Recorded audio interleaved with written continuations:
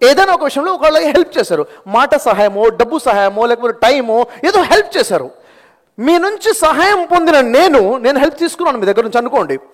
నేను మీకు ఎంత గ్రాటిట్యూడ్ చెప్పానంటే, థ్యాంక్ యూ వెరీ మచ్ అండి, చాలా హెల్ప్ చేశారు, మీ హెల్ప్ వల్ల నాకు చాలా లాభం జరిగింది అని నేను మీకు చెబితే మీకు ఏమనిపిస్తుంది? హ్యాపీ అనిపిస్తుందా లేదా? మళ్ళీ ఒకసారి హెల్ప్ చేయాలనిపిస్తుందా లేదా మీకు? ఏ సార్ నో. మళ్ళీ మీకు హెల్ప్ చేయాలని ఎందుకు అనిపించింది? నా గ్రాటిట్యూడ్ని చూసి, నాలో ఉన్న కృతజ్ఞతా భావాన్ని చూసి మళ్ళీ చెయ్యాలనిపించింది మీకు. ఏ సార్ నో. అదే మీరు హెల్ప్ చేశారు, హెల్ప్ తీసుకుని నా మానాన్ని నేను వెళ్ళిపోయాను, మీకు పెద్ద గ్రాటిట్యూడ్ చూపించలేదు, నా ఫీలింగ్స్ మీ ముందు ఎక్స్ప్రెస్ చేయలేదు, అప్పుడు ఇంకోసారి హెల్ప్ చేయాలంటే అంత పెద్ద మోటివేషన్ ఉండొచ్చు, ఉండకపోవచ్చు. ఏ సార్ నో. మనకి ఇంత పెద్ద బ్లెస్సింగ్స్ ఎవరిచ్చారు సార్? ఈ మొత్తం బ్లెస్సింగ్స్ ఎవరిచ్చారు సార్? ఆ భగవంతుడు కాదా? ఆ సర్వేశ్వరుడు కాదా? ఆ జీవం గల దేవుడు కాదా? ఆ పైవాడు కాదా? ఆల్మైటీ గాడ్ కాదా? ఏ సార్ నో. ఏమన్నా పిలుచుకోండి, మీ ఇష్టం. ఆ పైవాడిని ఏమన్నా పేరుతో ఆయనకి థ్యాంక్స్ చెప్పామా, చెబుతున్నామా? ఎప్పుడైనా మీ కుడి చెవి గురించి థ్యాంక్స్ చెప్పారా? ఎడమ చెవి గురించి థ్యాంక్స్ చెప్పారా?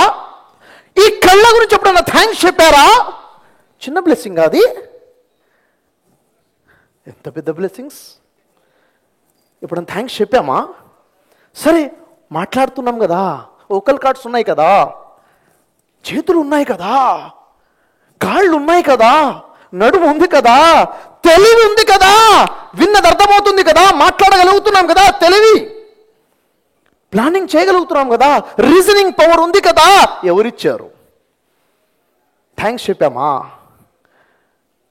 చెప్పక పైగా నా జీవితం ఇట్లా ఏడుస్తుంది, ఏం చేద్దాం, పైవాడికి నేను కనబడట్లేదు, అందరికి ఇస్తున్నాడు దేవుడు, నాకేమి ఇవ్వట్లేదు, ఏమీ ఇవ్వట్లేదు. అప్పుడు దేవుడికి ఇంకా ఇవ్వాలనిపిస్తుందా?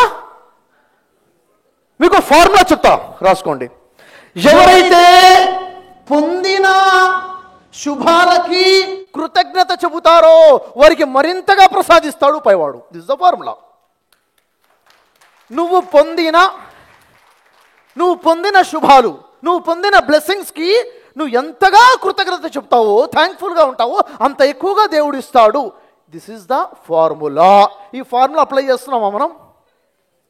ప్రతి ఇంట్లో కూడా ఈరోజు అప్పులు అనేవి సర్వసాధారణం అయిపోయాయి. ఈరోజు చూడండి, ప్రతిదాన్ని ఖర్చులు పెరిగిపోయాయి, ఎక్స్పెన్సెస్ బాగా అయిపోయినాయి. మనిషి ఇన్కమ్ దానికి సరిపోవట్లేదు, అప్పు చేయడం తప్ప వేరే మార్గం లేకుండా పోయింది. ఏం చేయాలి? ఏం చేస్తే మనీ మన దగ్గర నిలబడుతుంది? లా ఆఫ్ అట్రాక్షన్ లో మనం ఏదైతే అట్రాక్ట్ చేస్తామో అది మన లైఫ్ లోకి వస్తుంది. కేవలం అట్రాక్షన్ ఏనా? దాన్ని చేసే పద్ధతి ఏంటిది? ఎఫర్మేషన్స్ పర్ఫెక్ట్ గా చేసే పద్ధతి ఏంటిది? విజువలైజేషన్ చేసే పర్ఫెక్ట్ పద్ధతి ఏంటిది? గ్రాటిట్యూడ్ ఏ విధంగా ఉండాలి?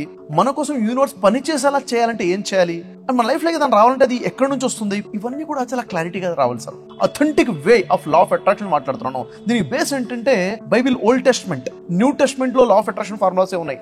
Quran law of attraction change చెప్తుంది. వేదాసు, ఉపనిషత్తు, ఇంకా మరి చెప్పాలంటే భగవద్గీత స్ట్రాంగ్ గా ఏం లా ఆఫ్ అట్రాక్షన్ ఇస్తుంది. ఇక్కడ కనుక మనం కరెక్ట్ గా తెలుసుకుంటే మన లైఫ్లో చాలా గొప్ప మార్పు తెచ్చుకోవచ్చు.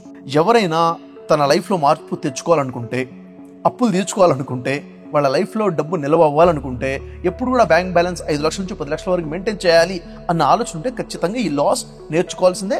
మన 10 days క్లాసెస్ అటెండ్ అవ్వాల్సిందే. ఈ 10 days క్లాసెస్లో చాలా క్లారిటీగా తెలిసిపోయి అథెంటిక్ లాస్ తెలుస్తాయి, లైఫ్లో మార్పు అనేది వస్తుంది. సో ఈ క్లాసెస్ చాలా ఇంపార్టెంట్. ఈ మే నెలలో మనం ఆర్గనైజ్ చేస్తున్నాము. 12th నుంచి 21st వరకు ప్రతిరోజు మార్నింగ్ 5 నుంచి 7 వరకు ఉంటాయి. 100 రోజుల్లో 100 daysలో మీ అప్పులన్నీ తీర్చుకోవాలనుకుంటే ఈ క్లాసెస్ సరిపోతాయి. ఈ క్లాసెస్ని ఫాలో అయిపోతే సరిపోతుంది.